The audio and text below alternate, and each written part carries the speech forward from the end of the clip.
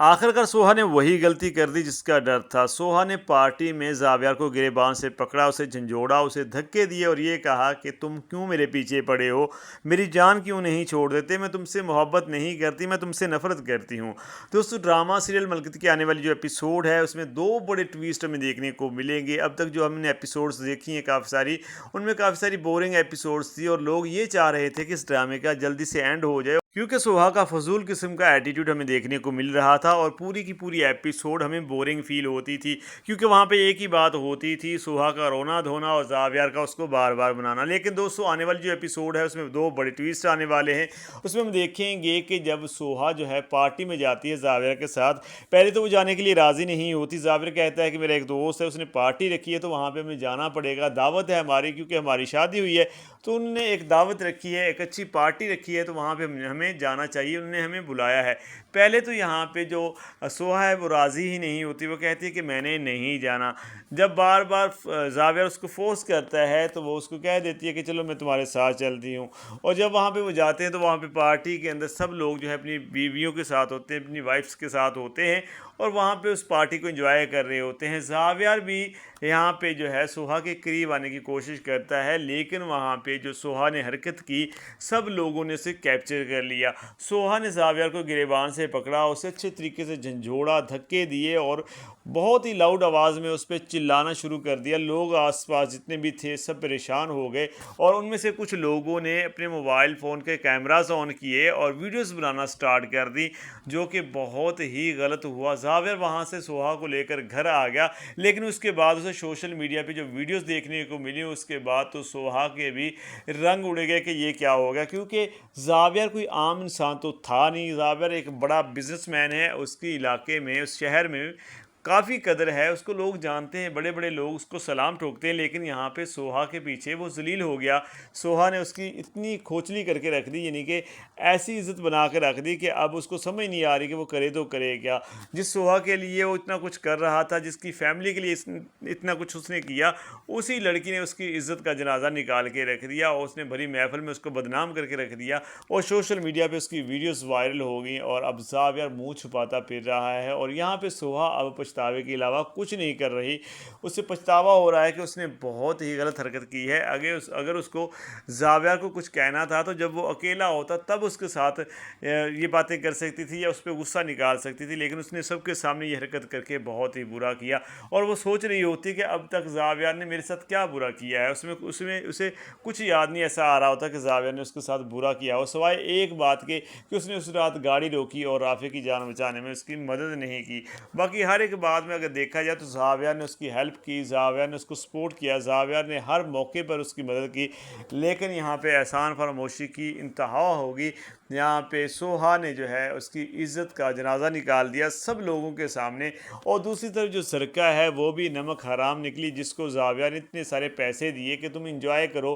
اپنے گھر کے اخراجات اٹھاؤ، لیکن اس نے بھی نمک حرامی کی انتہا کر دی۔ اس نے زاویار کی جو بہن ہے سارا، جس کو بچہ ہونے والا ہے، اس کا گھر برباد کرنے کی ٹھان لی۔ وہ اس کے خاوند کے پیچھے پڑ گئی ہے، وہ روڈ پہ آ رہی ہوتی ہے تو اس کا خاوند اس کو گاڑی میں بٹھا لیتا ہے، جب بٹھاتا ہے تو وہ اس کے ساتھ اس طرح کی باتیں کرنے لگ جاتی ہے، اس طرح کی چیپ حرکتیں کرنے لگ جاتی ہے کہ وہ ایک لڑکا ہے، ایک آدمی ہے، تو وہ اس کی باتوں میں دلچسپی لینے لگتا ہے۔ اس کو لگتا ہے کہ یہ جو عورت ہے یہ مجھ میں انٹرسٹڈ ہے، تو وہ بھی اس کے ساتھ جو ہے بات چیت کرنے لگتا ہے، اور ہم دیکھیں گے کہ آگے چل کے وہ کس طرح سے سارا کو اس گھر سے نکلوا دے گی، بلکہ اس کے بچے کی بھی جان لے گی۔ اس کے بعد زاویار کی بہن کو نکال کر زاویار کے بہنوئی کے ساتھ وہ خود شادی کرے گی۔ دوسری طرف ہم دیکھیں گے کہ سوہا پچھتا رہی ہوگی اور زاویار کو منانے کی کوشش کرے گی، اس سے معافی مانگے گی، لیکن زاویار اس کو معاف نہیں کرے گا، اس سے بات چیت کرنا ہی پسند نہیں کرے گا۔ اس سے کہے گا کہ تم مجھ سے دور رہو، تم مجھ سے بات تک ہی نہ کرو، اور نہ ہی وہ اس کے کمرے میں آتا ہے، نہ ہی اس سے بات کرتا ہے، نہ ہی وہاں پہ وہ کھانا کھاتا ہے اس کے ساتھ۔ وہ کھانا بھی باہر کھاتا ہے اور ہر وقت اس سے دور دور رہنے لگتا ہے، یعنی کہ اس کو امپورٹنس ہی نہیں دیتا، اس کو دیکھتا ہی نہیں ہے کہ کیا کر رہی ہے یا کیا نہیں کر رہی، بالکل بھی اس کو لفٹ نہیں کروا رہا ہوتا۔ اور یہاں پہ سوہا، جس کو عادت بنی ہوئی تھی ہر وقت جس کی وہ منتیں کر رہا ہوتا تھا ہر وقت، اور ہر وقت اس کو ایسا فیل کرواتا تھا جیسے وہ دنیا کی آخری حسین لڑکی ہے۔ تو اب وہ پچھتا رہی ہوتی ہے کہ وہ لڑکا جو میرے پیچھے آگے پیچھے گھومتا تھا اب وہ مجھے لفٹ ہی نہیں کرا رہا، میری بات ہی نہیں سنتا، مجھے دیکھتا بھی نہیں، نہ میرے ساتھ کھانا کھاتا ہے، نہ میرے ہاتھ کی بنی چائے پیتا ہے، نہ مجھے پریشان کرتا ہے، میں جہاں جاؤں جہاں سے آؤں مجھے پوچھتا تک نہیں ہے۔ تو اب وہ بہت زیادہ پریشان ہو جاتی ہے اور وہ زیمل سے رابطہ کرتی ہے اور زیمل کو کہتی ہے کہ اپنے بھائی کو سمجھاؤ، تمہارا بھائی نہ تو مجھے دیکھتا ہے، نہ مجھ سے بات کرتا ہے، نہ میرے ساتھ کھانا کھاتا ہے، نہ میرے ہاتھ کی کوئی چیز وہ کھاتا پیتا ہے، آخر اس کو کیا ہو گیا۔ تو زیمل جو ہے وہ بھی بدل چکی ہوتی ہے، وہ کہتی ہے کہ تم نے جو بھائی کے ساتھ کیا ہے وہ تو کوئی دشمن بھی نہ کرے، بھائی پورا